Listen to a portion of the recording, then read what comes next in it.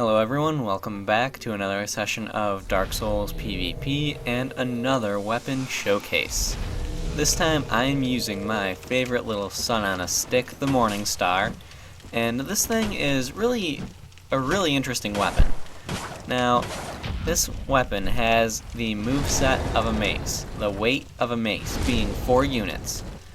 It has the stun locking of a mace and slightly lower physical damage than a mace.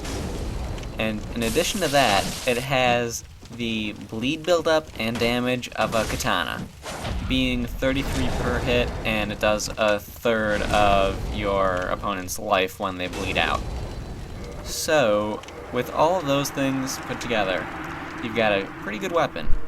But in addition to that, this weapon counts as a thrusting weapon.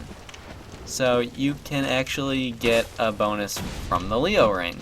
Now, I'm not using the Leo ring because I don't like using it with this weapon. I also, for some reason, don't like using it with the barbed straight sword. I don't know what it is about the two. I just don't like using the Leo ring with them. I feel like there are better options. That's just me. But getting into the pros and cons of this, I already mentioned you've got the moveset of a mace, which we all know I love that moveset. I just love that moveset. We've got the stun locking of a mace, which is great. You've got the stun locking of a mace paired with the bleed of a katana, so there's no escaping. You're going to get stun locked, and chances are your bleed meter is going to go way up. So that's another really good pro. You've got the combination of the stun locking and the bleed effect, so that's really good to begin with. And then you throw on top of that the ability to get 40% more damage from the Leo ring counterattacks. It's ridiculous. So it's no wonder why this weapon has such low physical damage, being around 365 for me, whereas the mace is around 430-ish. So it's really no wonder why it's lower, because, I mean, they have to balance this thing somehow.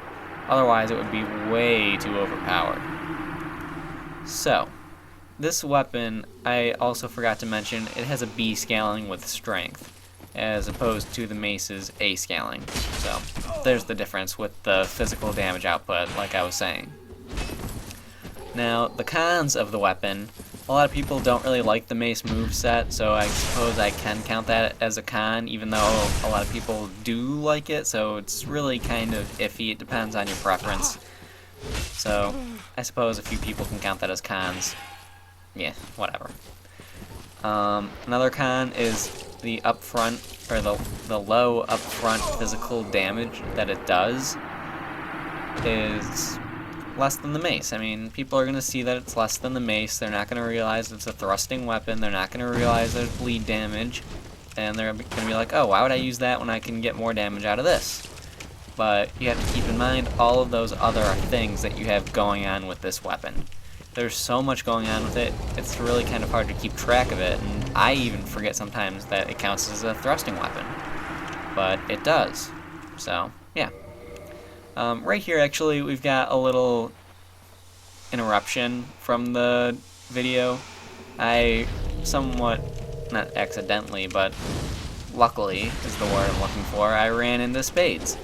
And this is just a quick little match we had in the middle of my recording session, so I figured I might as well include it because it was there.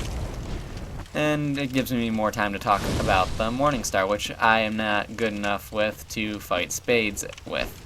I'm not nearly that good with the Morningstar to fight against spades. Wasn't going to happen. So that's why I went to the Talax. One of my favorite weapons. Next to the War Pick for my number 1. I can't decide between the two. Anyway, the Morningstar, it's pretty good overall. A lot of people tend to stay away from it because of the low physical damage up front, and they don't realize all of the good things it's got going for it. It's also, like the mace and other weapons like that, it has a short reach, so that is another thing that people will notice and sort of cause them to stay away from it. But really, it's not that big of a deal in my opinion. So, yeah. Overall, it's a pretty good weapon. It's got a lot going for it, being the moveset, stun locking of a mace, the bleed buildup of a katana, and the fact that it is a thrusting weapon and therefore can get bonus damage from the Leo ring. Really, that's a lot of good going for it and makes up easily tenfold for the lowish physical damage up front. So, yeah, that's really all I've got to say about the Morningstar. It's a pretty good weapon. I like it a lot. I hope a few of you test it out, see how it is for yourself.